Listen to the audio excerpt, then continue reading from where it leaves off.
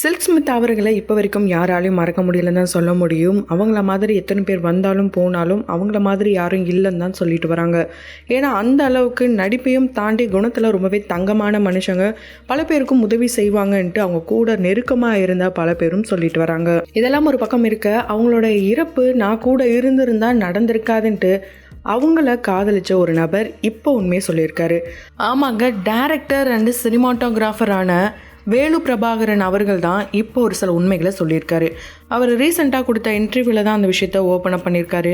அவர் silk Smith அவர்களை காதலிச்சாராம். அதை பற்றி அவர் ரொம்பவே எமோஷனலாக சொல்லியிருக்காரு. நான் சில்க் ஸ்மித் அவர் ரொம்பவே உயிருக்குயிராக காதலிச்சேன். என் கூட ரொம்ப நெருக்கமாக இருந்தா, என்கிட்ட உண்மையாக இருந்தா. ஆனால் அவளுக்கு தான் நான் துரோகம் பண்ணிட்டு போயிட்டேன். ஆமாம், அவளுக்கு நான் துரோகம் பண்ணியிருக்க கூடாது. எல்லாமே நான் பண்ண தப்பு தான். நான் மட்டும் அன்னைக்கு அப்படி பண்ணாமல் இருந்திருந்தா கண்டிப்பாக இன்னைக்கு அவள் இருந்திருப்பா. ஏன்னா நான் ஜெய்தேவி அப்படின்ற ஒரு ப்ரொடியூசர் கூட தொடர்பில் இருந்தேன். இந்த விஷயம் ஒரு நாள் சில்க்குக்கு தெரிய வந்தது. அதே நேரம் அவங்களும், அதாவது சில்க் ஸ்மித்தாவும் ஒரு மருத்துவரான ரம்யா கிருஷ்ணன் கூட கொஞ்சம் நெருக்கமாக இருந்தாங்க. ஆனால் நண்பராக தான் இருந்தாங்க.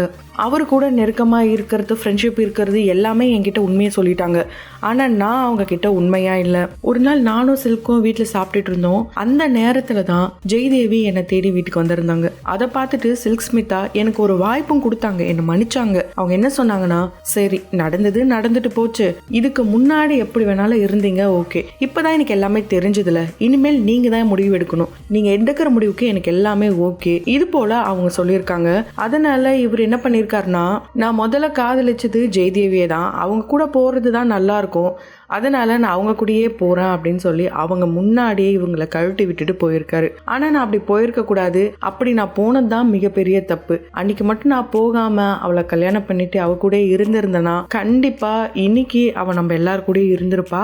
போன் இல்லாத சமயத்துல கூட நான் லேட்டா வருவேனா சீக்கிரமா வருவேனா எனக்காக அப்படி காத்துட்டு இருப்பேன், எனக்காக நல்லா சமைப்பா, ரொம்ப ரொம்ப தங்கமான பொண்ணு நம்ம எல்லாருமே எழுந்துட்டோம். அதுக்கு முக்கிய காரணம் நான் தான். என்னுடைய காதல் தோல்வியில கூட அவங்க இறந்திருக்க வாய்ப்புகள் இருக்கு அப்படின்னும் அவரு உண்மையை சொல்லியிருக்காரு. இதை கேட்கும் போது ரொம்பவே ஷாக்கிங்காக தான் இருக்கு.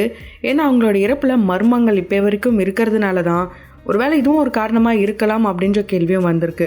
இது ஒரு பக்கம் இருக்க, தேவயானி அண்ட் அவங்களுடைய கணவருக்கு ஒரு மிகப்பெரிய ஆசை இருக்காம். அதாவது நடிகர் விஜய் அவர்கள் கூட என்னுடைய மனைவி பேர் பண்ணிட்டாங்க, அவருடைய மகன் கூட என்னுடைய மகள் பேர் பண்ணணும், அதுதான் எங்களுக்கு மிகப்பெரிய ஆசை அப்படின்ட்டு அவருடைய கணவரும் சொல்லியிருக்காராம்.